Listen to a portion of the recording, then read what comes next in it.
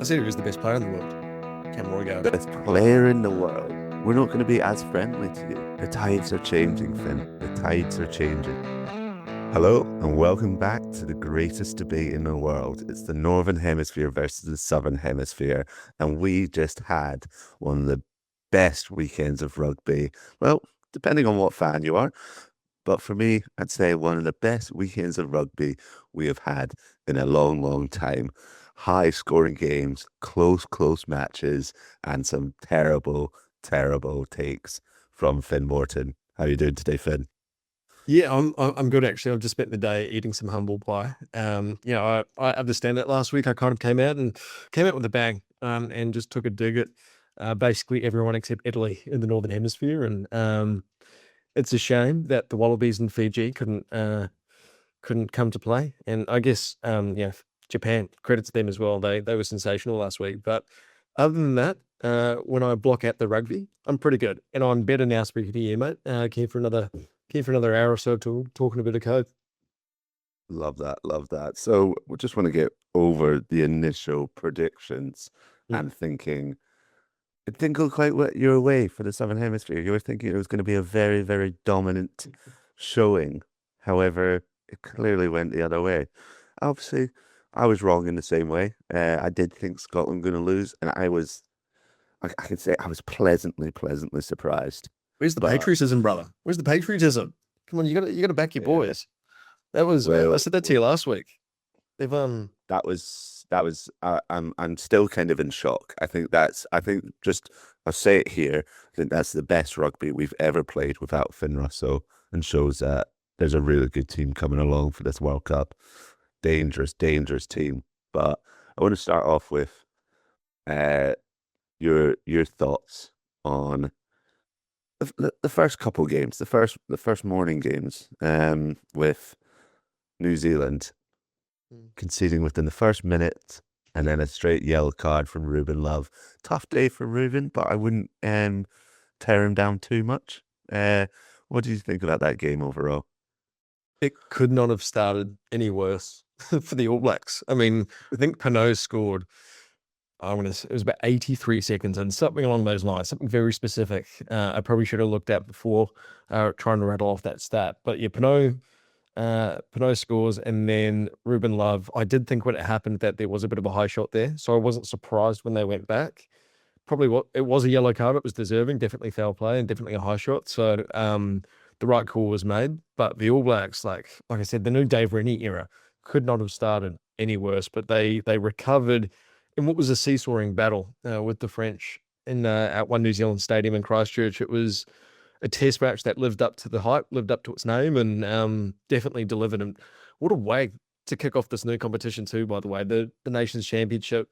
All that was said, all that is always said about France during the July internationals, B team, C team, B team, certainly weakened side coming down to New Zealand, but they came to play. And you saw those Bordeaux players who are two-time European champions back to back. They really stepped up against an All Blacks team, which played some really exciting rugby there.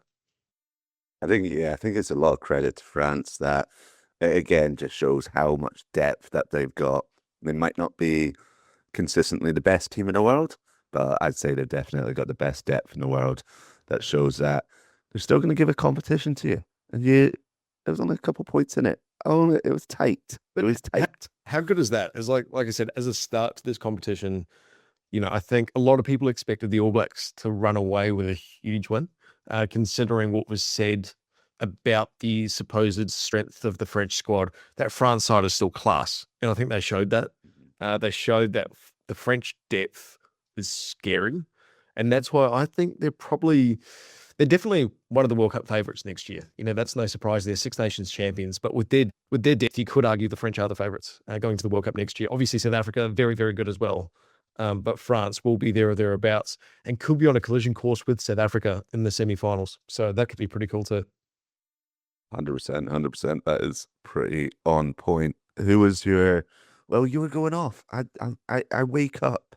I sadly missed the game. It was a bit too early for my beauty sleep, so I was only catching the highlights when I woke up. But I wake up to a wonderful social media video of a Mr. Finn Morton calling someone the best 9 in the world. I said he was the best player in the world, Cam Roigard. Best player in the world. To be fair, Sorry, sir.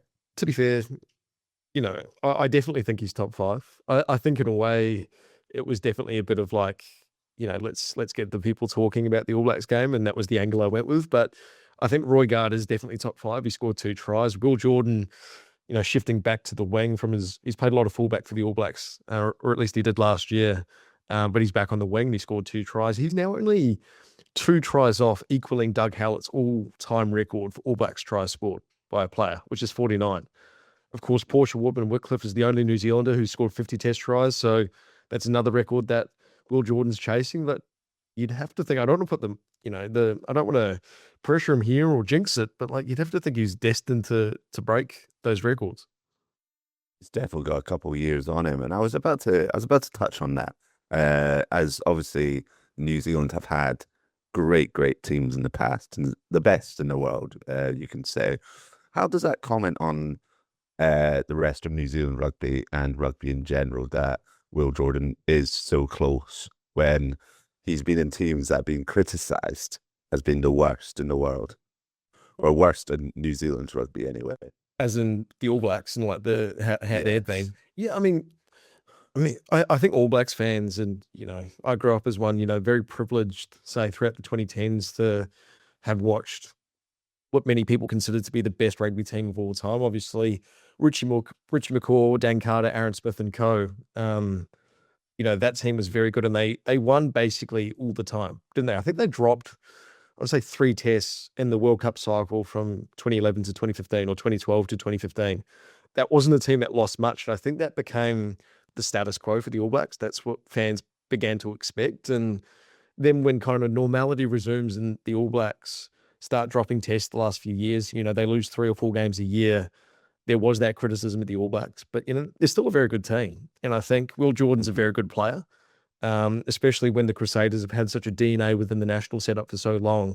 He was able to kind of translate his Super Rugby form into test form, and consistently has been one of the best players in the world. I think he's made the Team of the Year, World Rugby's Dream Team, every time that award's been announced over the last few years. So consistently, whether it's the wing or at fullback, he is top class. He's top draw, and I think he's potentially one of the secret. Well, he is one of the secrets to the All Blacks.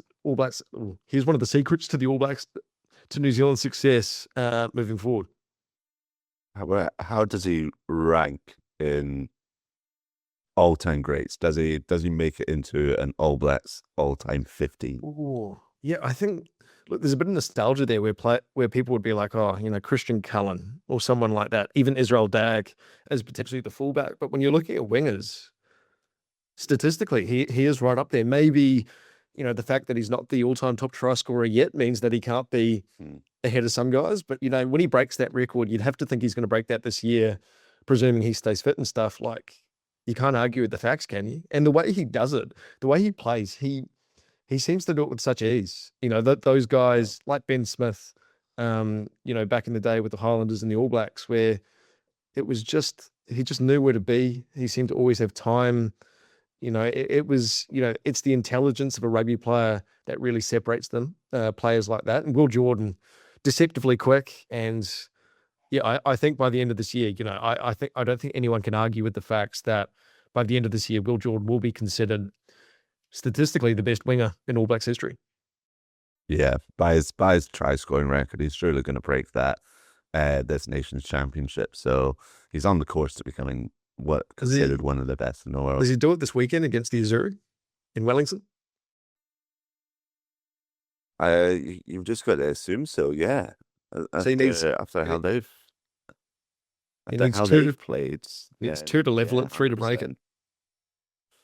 Yeah, I think it's going to be again. What we've just seen is tries. Yeah. So that's all we can assume that's going to come from that game as well. Well, the next game, and this is where we really get into a stinker that you said. I just want to roll it back. Last week, you said that the Southern Hemisphere teams would all win except for Italy, and you seem to still get that game wrong. What happened in that game? Yeah, I don't know anything about rugby. I've just been making it up as I go. So, and I think my predictions last week showed that. But Italy, they looked really good for the first 10 minutes. They scored. It's about 5 minutes in. Their centers combining, and even throughout the game, I'm pretty sure they won the territory and they won the possession battles. So they had that going for them, but they made something like they turned the ball over 24 times. They lost 24 turnovers, 17 handling errors by the 70th minute. Like any team's going to make you pay when you give them that much ball. It was 17 handling errors to Japan's 4 by the 71st minute. So Japan, once they got going, they really, really turned it on. Warner Dern scored their first try, obviously fresh off winning Super Rugby Pacific with the Hurricanes, and then they just went from strength to strength. It was not close in the end. It was the scoreline maybe even made it look closer than it was, but Japan very good, and they proved me wrong. So pretty keen to see how they go this coming weekend against Ireland here in Australia in Newcastle. Yeah, I can sound that. I think it's just that Japan team yet again just showing they're a lot better than they actually are. They keep putting down the haters. We constantly think that they're the worst of the tier one nations, and coming up against Japan, coming up against other big nations. I'm not sure if they're going to do it against the likes of Scotland, Ireland, or anyone in the future, but I'm hopeful for them. I'm definitely hopeful for them. Well, the interesting thing about this Nations Championship concept is, I'm not saying it's with Japan, but teams in July and November, depending on who they were versing, if heavyweights are versing tier two teams, not that that's what Japan are, I'd consider them tier one, but there is sometimes the opportunity to rest players before you play other big test matches. You can't afford to do that in the Nations Championship. So, I think Ireland will take confidence out of their game against Australia, and I think we'll get onto that next. But Japan can take plenty of confidence out of their win over Italy, because like we spoke about last week, the Azzurri, they came a long way in the Six Nations, and they've finally started to kind of live up to, I don't want to say the hype, but they've started to really make inroads and progress that has been a long time coming. So a very disappointing result for them, first up in the Nations Championship, but they'll be pretty eager and desperate to bounce back, I think. Yeah, it's tough. It's tough for a country like Japan to really, they really hit a height, I'd say, in 2019 where they shocked the world, hosted a Rugby World Cup, and really brought rugby to their nation by getting through to the past the pool stages. Some great wins against Ireland and Scotland then, and then you could you wouldn't say they plateaued. They still had some great test matches in that 7-year time period to now, but I don't know. It's tough to judge how they're succeeding and where their real big steps are. But I really think that they are coming strength from strength, and soon enough they'll be competing with top five teams. I'm Well, sure. 2019 was the peak of their powers. I mean, you could even go back a little bit further and you could say 2015, the Brighton Miracle was pretty special, obviously, in itself. But 2019 was Was obviously the Brave Blossoms breaking new ground. Um, yeah, I think the last 2 years at least, they've been runners up in the Pacific Nations Cup, and but their domestic league, Japan Rugby League One, is right up there, I think, with being one of the best leagues in the world that's come so far. If you go through those teams, it is a bit like an all-star competition.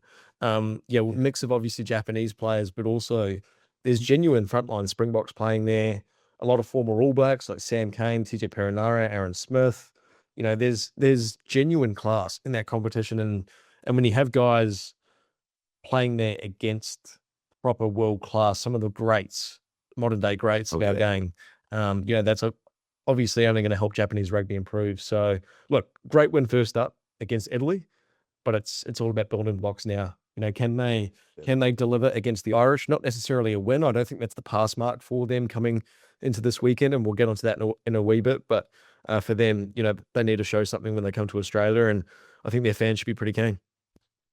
Yeah, defo. And speaking of Ireland, a very, very happy start in Australia they had.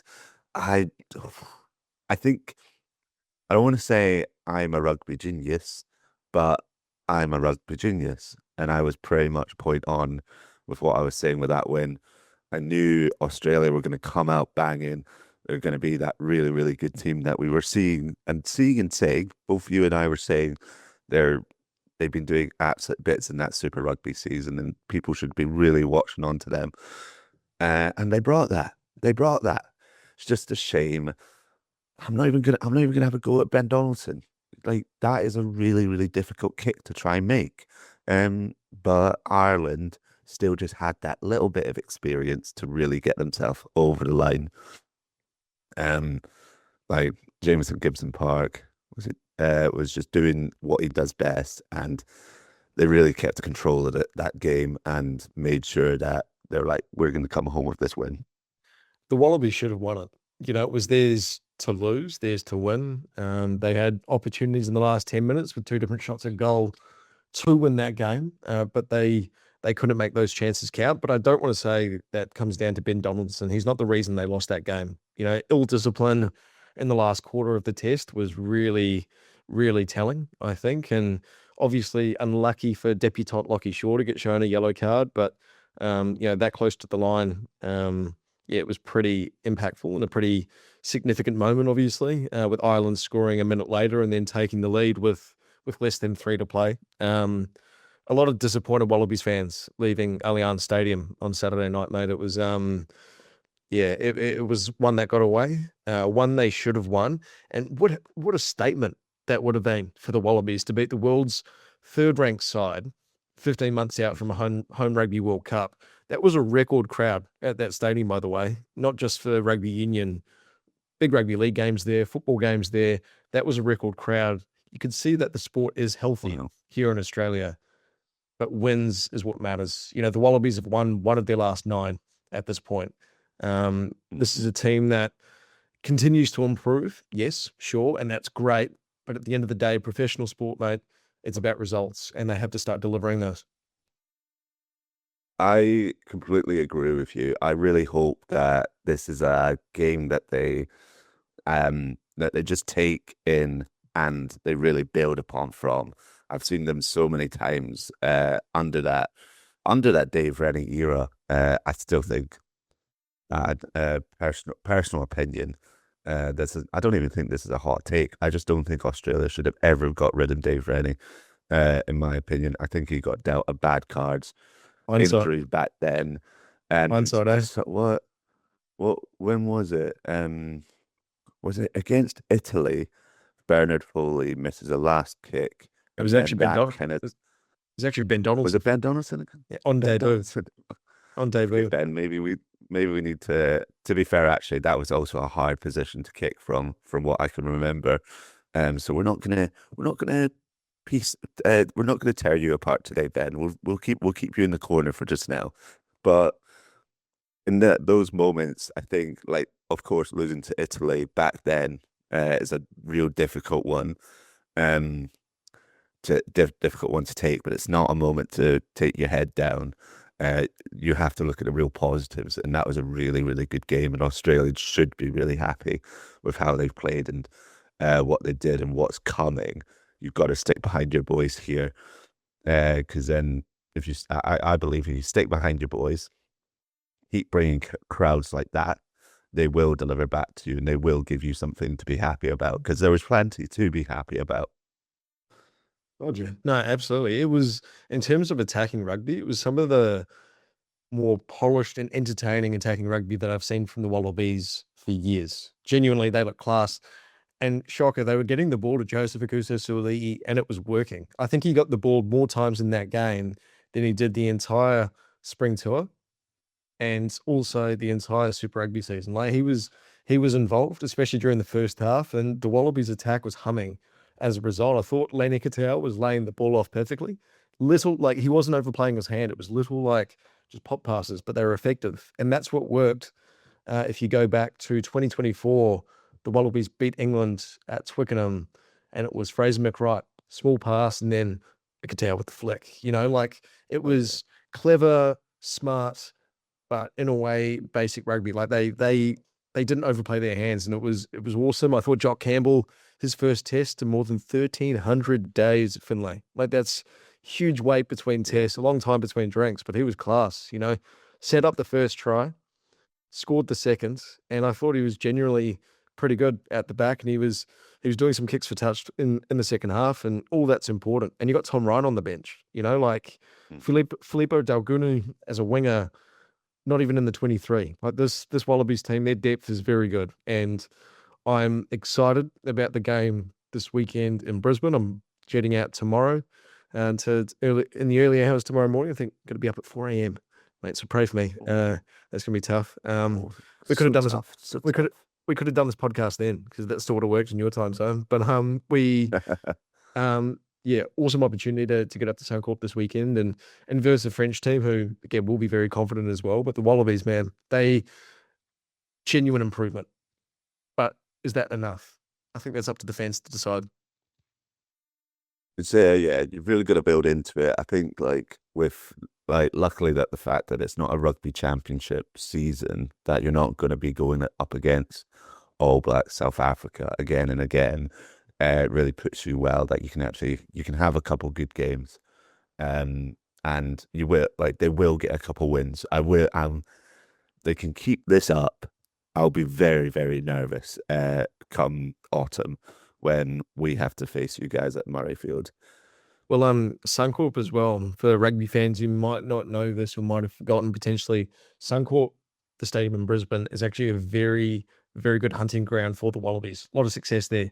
I grew up in Brisbane, again, as an All Blacks fan, and I saw them lose there a lot from an All Blacks perspective. There was that game in 2014. I went with one of my mates, and it took a Colin Slade conversion in like the 84th minute for the All Blacks to win that one. It was very tense, and I don't say I was on the brink of tears, but I was mute. You know, I wasn't talking. I was probably not the best company, and I was not invited to another rugby game with that mate. I'm kidding. No, I'm kidding. I saw him at the World Cup a few years ago. He's a good dude. But yeah, the Wallabies, a lot of success at Suncorp Stadium historically. They versus a French team who, again, is there going to be that same chatter this week about no Dupont, no Intamac? You know, like, I don't know, because they were very good against the All Blacks, but potentially an opportunity for the Wallabies this weekend to do something special and factually knock off the Six Nations champions. Moving on, I think we'll lightly touch on Wales versus Fiji. I think both teams very much on par with each other as a team, and we saw that in the game. It really went both ways in moments, but yet again, the Northern Hemisphere shined. Wales are just better. And they were looking good. They were looking good. Yeah, I think so. Look, it's awesome for Wales, to be honest. You know I said what I said last week about the Northern Hemisphere, but good on them getting a win. Like, genuinely, I no sarcasm there. You know, my grandpa's Welsh. Like, I want to see the Welsh rugby team doing well. And for them to get a win, that's huge. And similar to Japan, like we were saying before, like, it's building blocks. You know, it's one step in front of the other. You have to walk before you can run, and you know, winning becomes a habit, you know, and getting that first one on the board for the Nations Championship is huge. And hopefully they get a second at some point during this campaign. So I thought Fiji just weren't at their best, obviously. I don't think their forwards quite clicked. And there's been some changes to their squad this week as well. So there's going to be, there's going to be a change to their backline. Semi Roigard is out for the rest of the Nations Championship test in July, but Virami Vakatawa, former European Player of the Year nominee. He's played for France in 7s and 15s, has been brought into that squad. So keen to see how he goes. But this Fijian team is going to verse a English side in England that has travelled a long way to get to Liverpool, considering the English have gone from, you would think, London down to Joburg and back up to Liverpool is pretty hilarious in a way. But yeah, Fiji, they can do something special. They're capable, but yeah, they should probably quite disappointed with that performance, I think. No, I don't want to bring this up too much, since it was a very educated decision from Fiji Rugby to play their games in the UK for accessibility and getting players all across the world and everything. If they played that game against Wales in Fiji, do you think there could have been a different result? Do you think it could have swayed their end? Do you think it was maybe a bit of too much of a home advantage for Wales. I think we see it in Super Rugby. I don't know what the updated stats are, but the Fijian Drua are very good at home. Like they've slain some beasts, in Super Rugby when they play in Lautoka or Suva. Lautoka especially is a very, very good venue for them. They've beaten some of the best teams in the competition there, but when they play away from home, the Drua, they very rarely win. And so that kind of home field advantage from a Fijian perspective is huge. The fact they're playing a long, long way from home is a talking point. That's just the reality. It's going to be, but obviously logistically it made sense, I think. So it's up to them just to put out performances now. You can't fixate too much on where the games are being played. At the end of the day, it's an old rugby cliche, right, mate? But it's the same four lines. It's a rugby field's a rugby field. Yeah, just go out there and get the job done. To be fair to them, they'll be heading up to Liverpool to take on England at the Hill Dickinson Stadium, the Everton FC's new shiny stadium. It absolutely looks wonderful, and hopefully they'll get a bit more of a even playing field. I know there's a lot of those Saracens, Harlequins, Southerner English boys that have never gone that far up to England. So fingers crossed they don't shit the bed. It's just annoying though, isn't it? The fact they're not playing at Anfield. I'm a Liverpool man. Anfield's that's right there. Anfield's rotten now. It's all about these new shiny stadiums. Anfield's just like Old Trafford, falling apart. Need a new update, and I think it'll be lovely to see what this Hill Dickinson Stadium can bring, and maybe show off why we've got the right stadiums to maybe have another World Cup in the UK. Maybe. I think we're due one. I think we're due one. I mean, in a way, yeah, they are. But I'd like to see it go somewhere else. I don't know where. Like Spain. I reckon that'd be cool. Like somewhere in Europe. Like Spain would be cool. I thought the French World Cup was so cool from just the fan perspective. Like I was walking around and like even just walking around. I remember like walking around Toulouse and like just going through some back streets and there would be World Cup banners everywhere. And like that was awesome. Yeah, from a media perspective, it was a bit of a kick as well. Working at those stadiums too, right? They're coliseums. They're pretty neat. So, mental. Take it back to Europe. All right. Take it back to Europe. Well, that can be a debate for another time. Where we will have the next World Cup, because it's definitely confirmed for 31 to be USA, and then it's a bit open in the air for the next couple for 35. Well, 35 and 39. But anyway, yeah, there you go.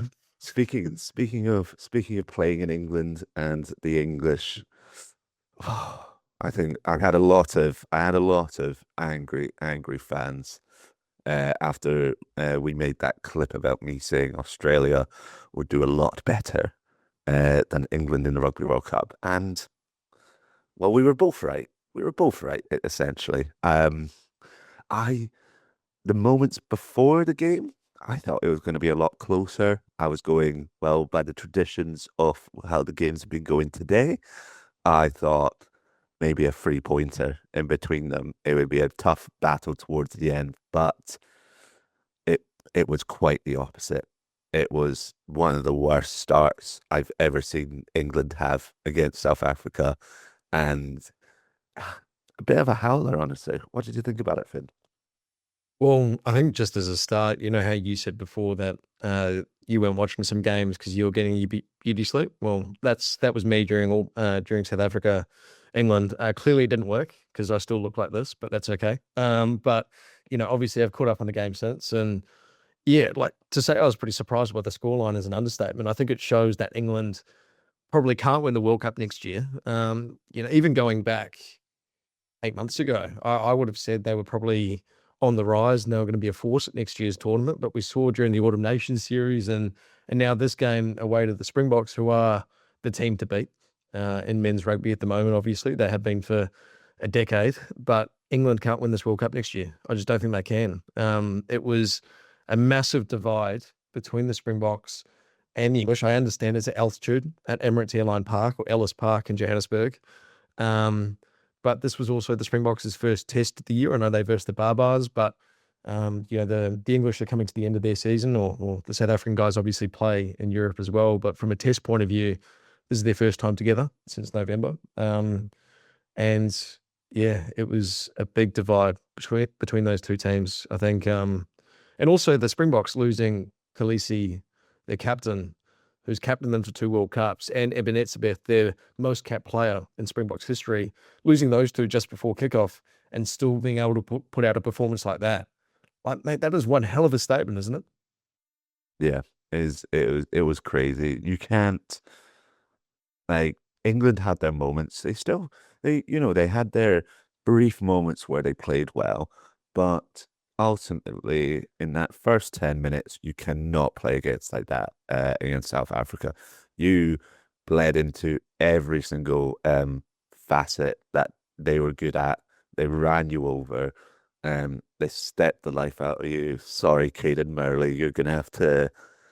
Oh, I actually felt bad for Caden Murley when he was on the end of that Cheslin Colby try and step. Sent him for miles. People still say he's rolling right now, but you just can't give them those opportunities. You could kind of see it happening. You could already like it's just this is the Springbok way. This is how they play, and you let them do everything that they could do. And they brought it back. They were unlucky. Ollie Chessum was unlucky with his try. Couldn't keep his foot in bounds, but Martin was good to get that try. Uh, it was just you can't let them have that lead and at the start, because then from there going on, they're just going to have the control of the game.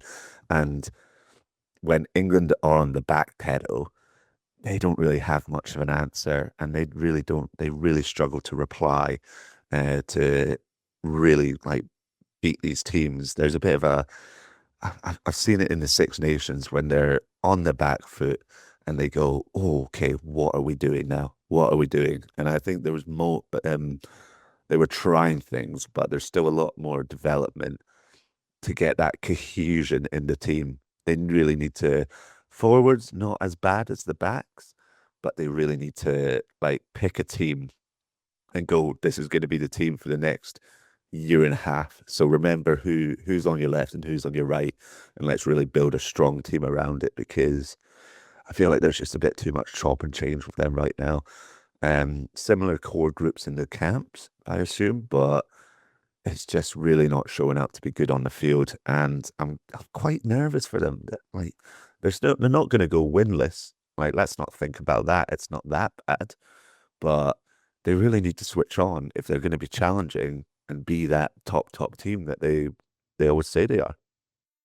Yeah, I think that whole chopping and changing thing has been the case for a while, though, with the English. Like, Owen Farrell, obviously, was a long-term fly half for them for years, but even he was switching between 10 and 12 a fair bit. And Marcus Smith, have they ever really got the best out of him? I don't think so. And Yeah. obviously George Ford in the mix. Now it's Finn Smith. And, that's just one position we're looking at. We could look at the centres if you want, all the outside backs, the back row, the second row, and heck, I'll finish it off the front row as well. Yeah, there's been a lot of chopping and changing, I think, with the England team for quite some time, and it's hard to maintain or develop any momentum, I think, as a team, right? And it's a real shame, because I think they do have an opportunity next year to do something special on paper, and that's obviously what it's all building towards, right? Like, this Nations Championship is an awesome test for them. Don't get me wrong, and I don't want to overlook that, but I think the World Cup next year, with how the draws placed, potentially, a quarterfinal against the Wallabies, they should win on paper. I don't know, but now the Wallabies potentially have an opportunity, should they lose to New Zealand, to make the semi-finals at their home World Cup, because I think they could beat this English team. I think the Wallabies are on a trajectory that's a lot sharper on the rise than England's is. Yeah, England. Just to echo your point from last week. They've just got a lot of. Still, I get a lot of criticism for hating on England and being an England wind up, which, hands up, I'm sometimes guilty for. But you can still see the blaring problems that are there. I want to touch on slightly on something I saw from a friend of the show, Jim Hamilton, saying that they're missing their best back rower in Jack Willis. Yep. And it's such a big issue that they're having where their best player, like obviously they picked their best England team and their best England team has to play in England. But then when you're missing your like a Jack Willis or something, or I think a second row option they can start looking at now as he grows and develops, but is still playing in France is Junior Kapoku. Absolutely amazing players that they're just getting overlooked just because they don't play in England. I still think it's quite old fashioned to protect your players in certain countries and stuff. But I think the Prem is a really strong product nowadays, and you can still succeed and bring in development of players by letting some of your best players go abroad, go to maybe Japan for a bit of a season, and just maybe change the cap rules or something. But like let them have a selection. Let Jack Willis maybe play and stuff, and you might see some of the best players come through or go abroad and become better. And then like you might actually see a change in turn with England because yeah, right now it doesn't always feel like they do have their best team out on the field. Can I yeah, I agree with those points, but can I ask you a question? Something a bit left field. Kind of just scratching Oh, on the go brain on. at the moment, but do you think anyone's ever played on the same rugby team as Jim Hamilton and Craig Joubert? Like maybe separate teams, but do you think they've ever played with both those players or both of those guys at any time? No, not off the top of my head, I'm not sure. I have though. I have. I played touch rugby, T1 rugby with Jim Hamilton in 24, where I embarrassed myself throwing an intercept just in front of him. And then just recently, scored 3 pearlers playing on the same team as Craig Joubert in Dublin last month. So look, maybe that's my claim to fame, and maybe that's as good as things are ever going to get for me, and that's okay. I'm man enough. I'm comfortable enough saying that I've hit my ceiling, and that's good. And I'm comfortable with where I am. So It- yeah, The I best, just the best rugby players play with the best rugby players. That's what I always say. So, when I turned up for uh, the Dublin touch rugby and playing with Johnny Beattie, I was like, understandable. You need to be next to like-minded great rugby players like you if you're going to bring out the best of your game. I wish I had. Um, I wish I had Glasgow scrum half Sam Pinder to be feeding me, but sadly not. Me and BT did play some great rugby, so no, I don't knock you at all. Don't knock you at all. I'm It's just a bit great. I'm just a bit worried that Craig might tap me on the shoulder and ask me to be a sevens ref. Like I don't know if I'm ready for that responsibility yet. Like, am I the right man for the job? Yes, obviously, but yeah, I just think it's a big commitment too. So I might have to go run a Bronco tomorrow or something. Just get fit just in case. I could never imagine you actually reffing a game. Why not? Like What's that supposed to mean? you'd be very like Mm. you'd have to do a lot to earn that respect. Like you're you're a short man, Finn, and nothing to go on your height too much. In rugby, size really doesn't matter, but Didn't really need to be mentioned, but yeah. you don't quite have the Luke Pierce aura as you're looking up at a second row, and you need to you need to build that up. You've got that potential. How do I build my aura? How do I get aura Build points? that aura up. You need to do something like a Wayne Barnes. I still love that clip from the Super Rugby final where Ruben Love is swearing, Yeah. and the ref Mike picks it up, and where Wayne just turns to him and just goes, "Oi, you're on TV, not for the kids, not for the kids." You need a moment like that. Maybe we'll draft you in for a an odd sevens ref game, I but I think yeah, that could you be have to pass their fitness tests. yeah, well, I think that could be entertaining. And potentially that's 7 series content that's been, waiting to happen. But I think it could be funny just to kind of like get me out there for a couple minutes of a final. Let's say like the World Championship final next season, like I come out onto where the field wherever it's going to be played around the world, and I just ref the second half of whoever. You know, like We'll start you off as a lino, and then we'll build from no, there. no, I'm above that. I think. Oh, you're above a lino.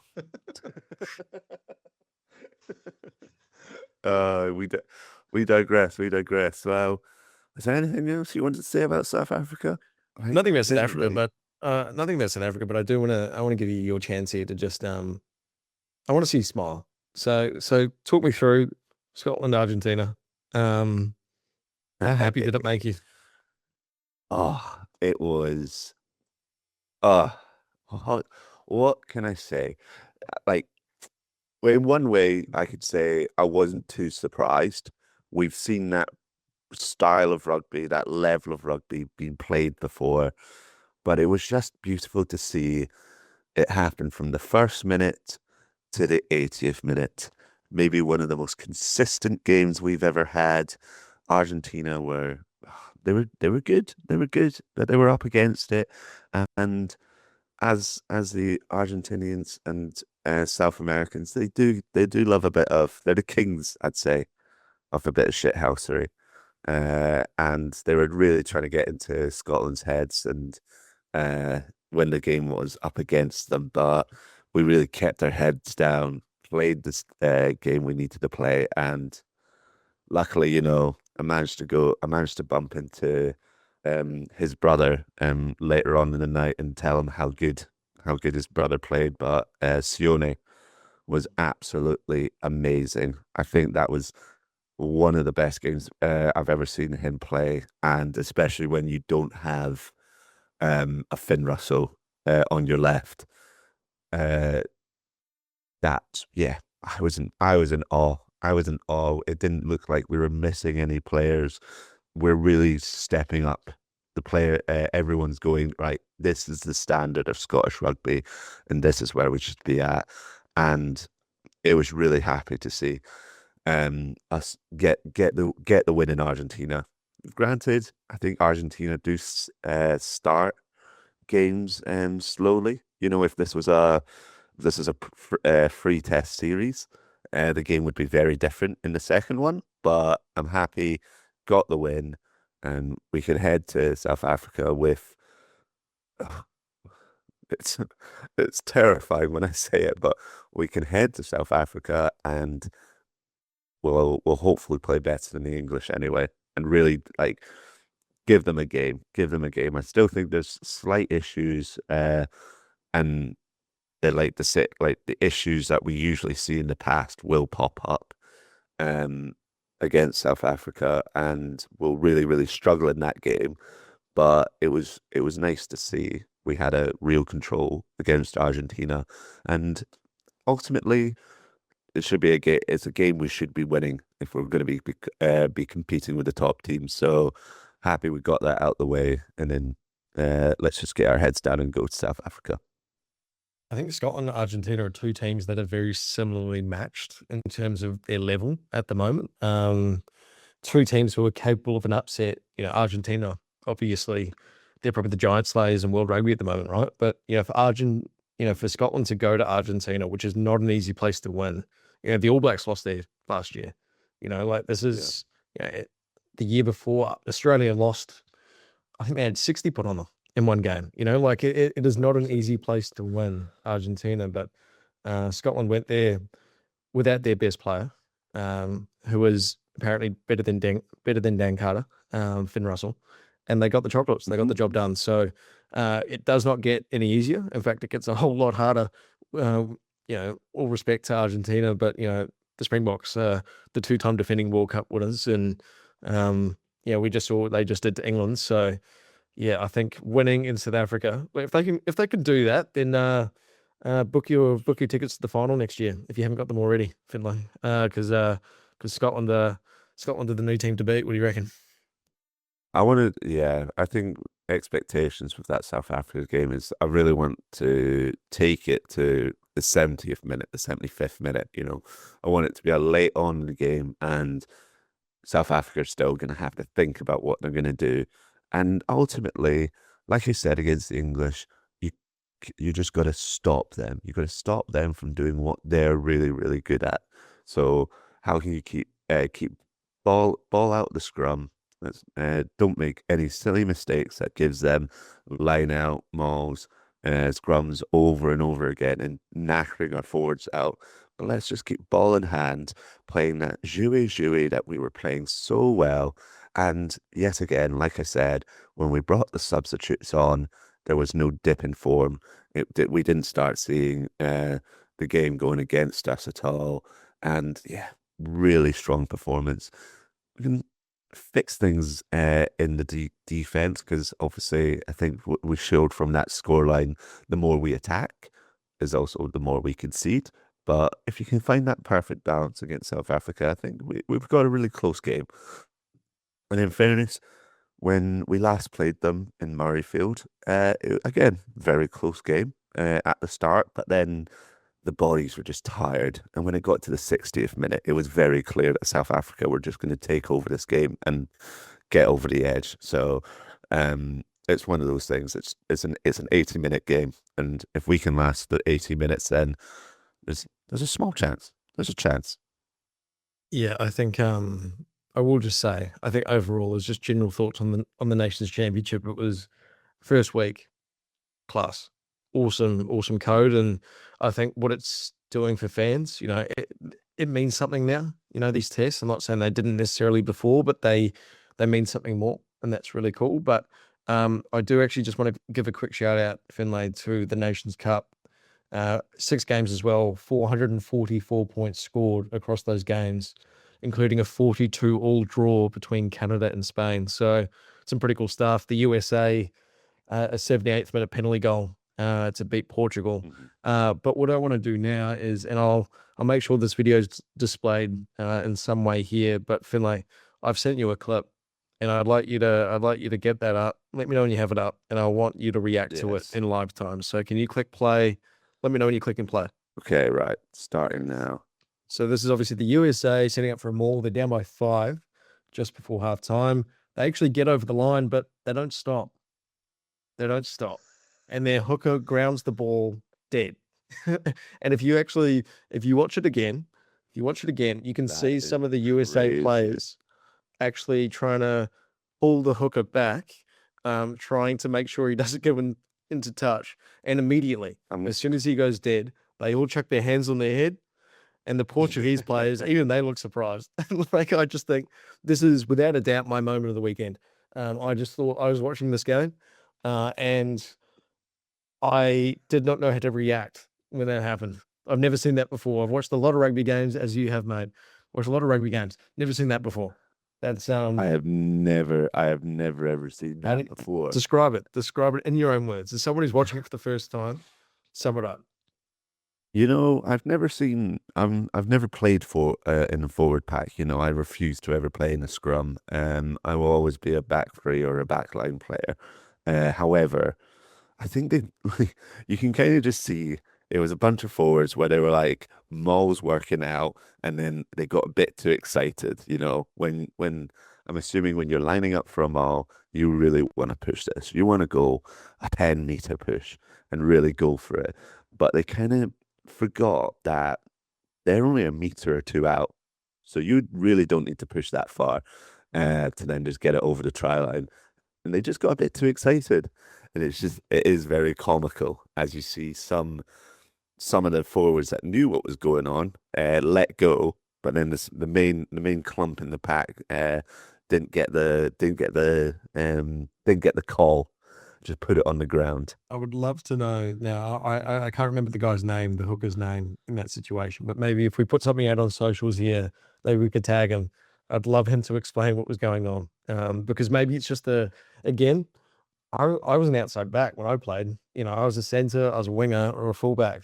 I'm not involved in the dark arts. I wasn't involved in the dark arts for rugby field. I don't know what it's like to have your head in a maul like that. But yeah, lost for words. I'm baffled, but I just think it's Lost for words. yeah. But still, the USA, they got the chocolates against Portugal. It came down to the wire, but genuinely 6 really good games. The biggest win was Samoa beating Hong Kong, China. I think something like 66-19, something like that. So big win for them. But yeah, Nations Cup first week in the books. Same for the Nations Championship. So Yeah, I think it's just, you know what, plaudits to Nations Championship and Nations Cup that it was high scoring games, it was exciting rugby, beautiful rugby at the same time, and even in that USA game, it's 4th of July. There's the FIFA World Cup going on at the same time in America, and they still were able to bring out a huge, huge crowd for that game. Really shows that rugby is massive. I think rugby really has a control over the international game, and it's its biggest product that it has right now, and it really smashed it. People people are still getting their heads around how the Nation Championship and the Nations Cup works out. But I think once we get into the autumn, people will just fall in love with it even more.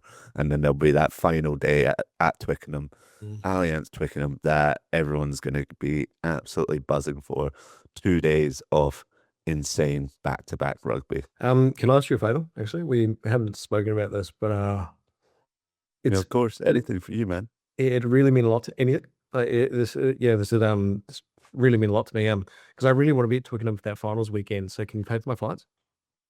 Oh yes. Oh, I pay for your flights. Yeah, would you mind? Let me check the bank account. Oh, do you know what we do? Probably. You know that's rude. I would love to have you there. However, currently the show's just started and there's no budget in the in this show right now. So We can find if you want to come along, you're gonna have to come along. we can find $3,000. Yeah, that'd be great. But And that's just another reason why people should like, subscribe, follow us on everything, so that Finn can get travel to come and see us. That's what people want to see. get Finn to We're going to Twickenham. build up the more podcasts we do, we're going to build up that excitement of people are going, we want these guys together. Hopefully we can all meet up. We do a meet and greet. We have to, surely. I can't remember when the games are. I can't remember exact dates, but And don't know who they are. that would just be insane if we all went to the games, had a couple pints and stuff, and then we gave our live reactions. It would be amazing.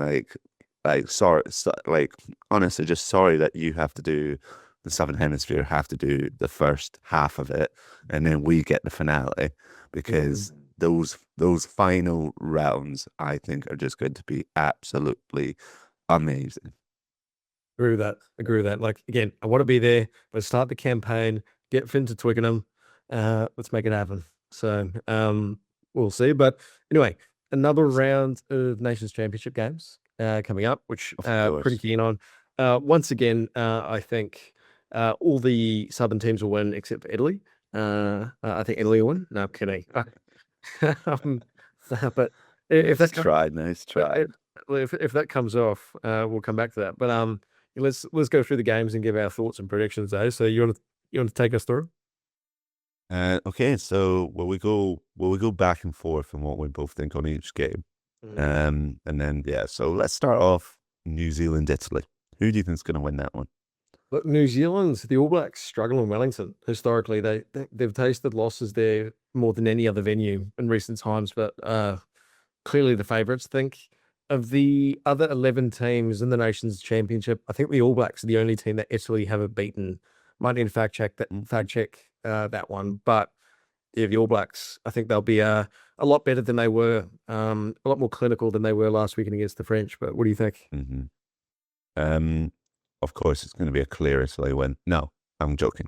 I'm joking. I never want to sleep on Italy. I think they're an absolutely fantastic team, but after that Japan performance, there's a lot of blocks that they've got to build, and especially going against one of the world's best right now, it's probably not going to happen for them. So it's going to be an easy New Zealand win, and hopefully they can pick up some better form that they do in Wellington, like you said. Moving on, Australia, France. I think this is going to probably be one of the best games of the weekend. It's going to be absolutely star-studded. But for me, I was so surprised and so impressed by what France were doing. Obviously, I think it does just show how many world-class players France do have. Players like Maxime Luc, who can just fill in at 9, and you can kind of You're still missing a Dupont because Dupont is on that other level, but as a world class international nine, Luca can still bring it all. Um, thank God Pinot's back in the squad after not being in the Six Nations. It shows that he's still one of the world best. So I've been gassing up Australia a lot, but I'm going to go for a France win here. What do you think, Finn? I think France should win, but I think the Wallabies might. That's a pretty non-committal answer, but I will just say, is just a bit of a side point. I think before this Nations Championship first block of tests, I think if you'd said, look, if the Wallabies win 2 of 3, that would be outstanding. What the pass mark is probably becomes a bit grey in terms of, can they look really good against Ireland and France and win another game, or what's the benchmark for this team? We're now looking at, if they lose this weekend, then look, they're not going to hit their pass mark. Like I said, 1 from 9, 1 from their last 9. This team needs to start winning, and they have one hell of an opportunity now to make a statement against the team who is a little bit undermanned, still very good.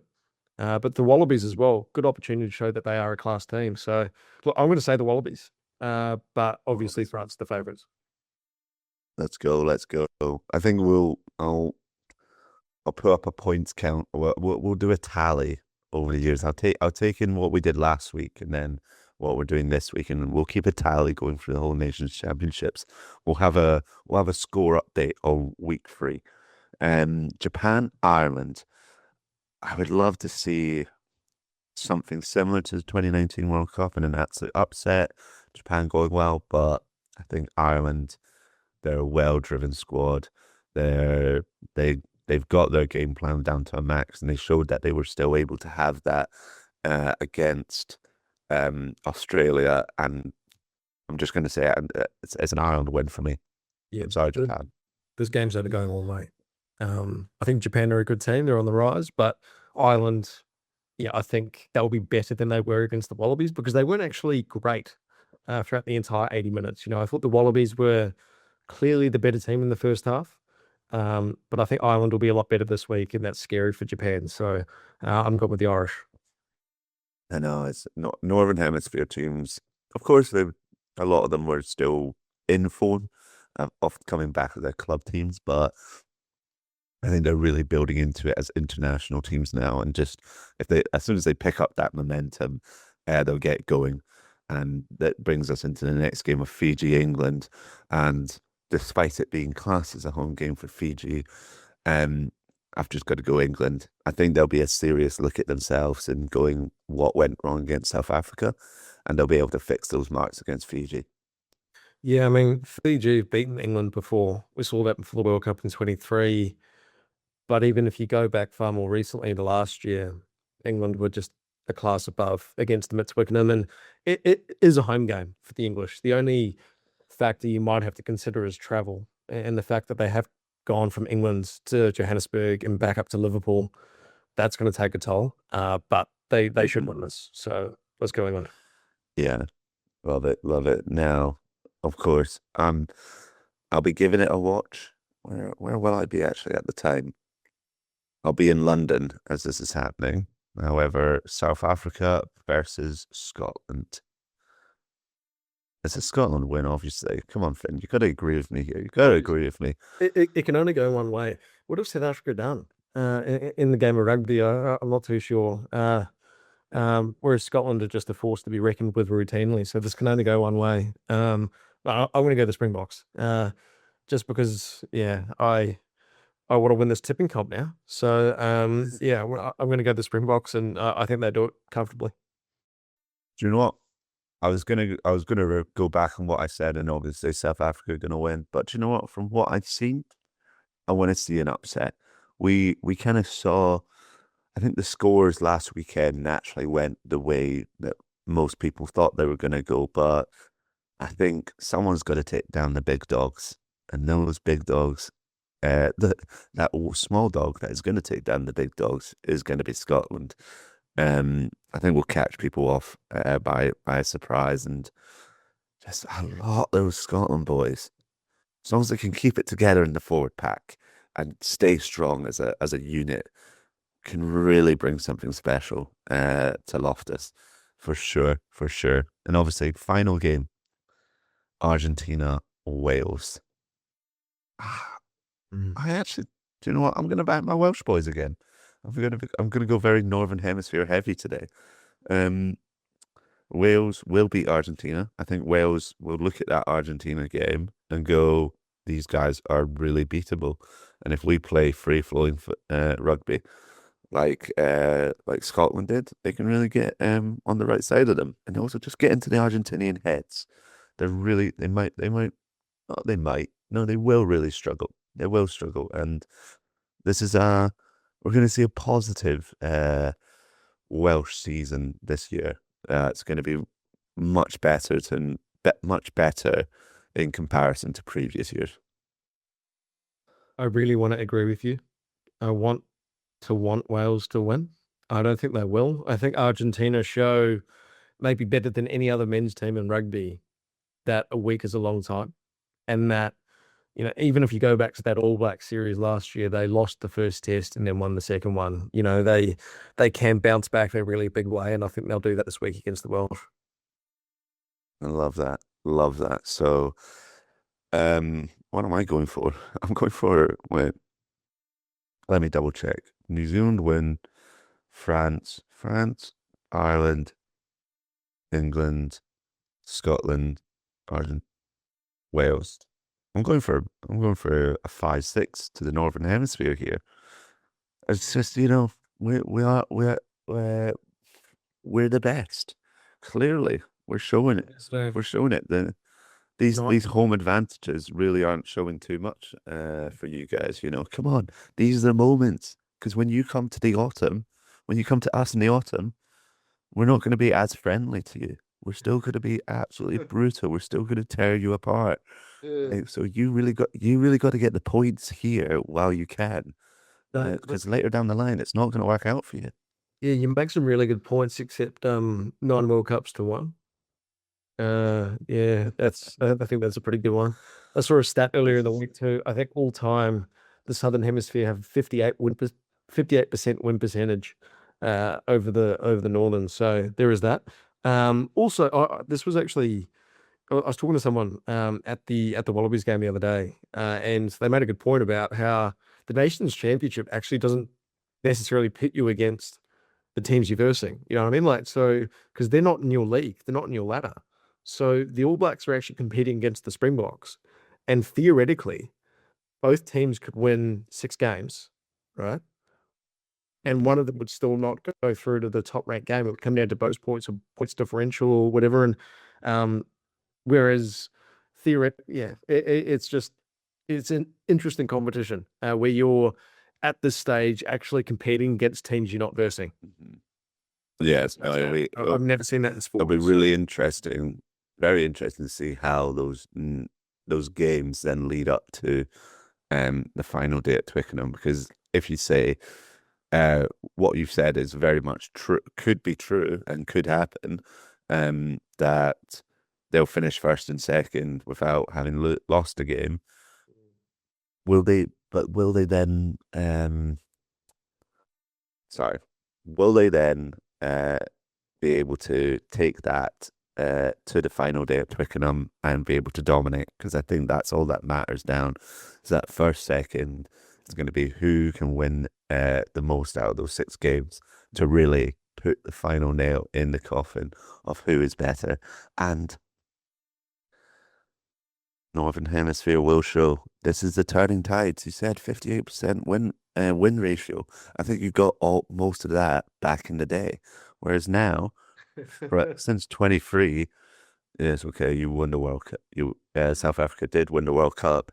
The tides are changing, Finn. The tides are changing, and that's what we need to switch on to. Here we go. Here we go, Northern Hemisphere. Finn, before we wrap up, it's been a great episode. There's been some great reviews of rugby, some horrible takes. But who was your star player of the weekend? Roigard, best player in the world. Yeah. Check it. Tim Morton Sports on TikTok. Check it out. because I went full on for that. He is class, man, and I think I presume people in the Northern Hemisphere are watching Super Rugby a lot less than they used to. But this is a guy who, the more you watch him, the more you will, from a rugby sense, fall in love with him. He is class. You'll see that more. So, Cam Roigard, 2 tries against the French, player of the round for me. What about you? Star player for me, honestly. I'll get like, I'm gonna stick to my guns, stick to my Scottish guns. Sione Tuipulotu, genuinely probably one of the best games I've ever seen. We really saw what he brings to that Glasgow team in that Scottish squad, and the scoreline really showed how crucial he was on breaking the line, gaining those meters, but then also opening it up. There was some of those tries that were just absolutely wonderful, and it was all down to Sione creating that space for the wingers and the fullbacks to really just push through and break in. So yeah, Sione, you gotta watch out for him. If he's on his best game, he will, like, South Africa will find it really difficult to play against him. I'm gonna wrap it up now. Thank you very much, everyone, for listening along. Please like, subscribe, follow on every single platform that we have available. Audio, TikTok, Instagram. Give it a follow, because you're just going to keep up to date with some great rugby takes from the big Finn Morton and me, Finlay Reef. Thank you very much. Goodbye.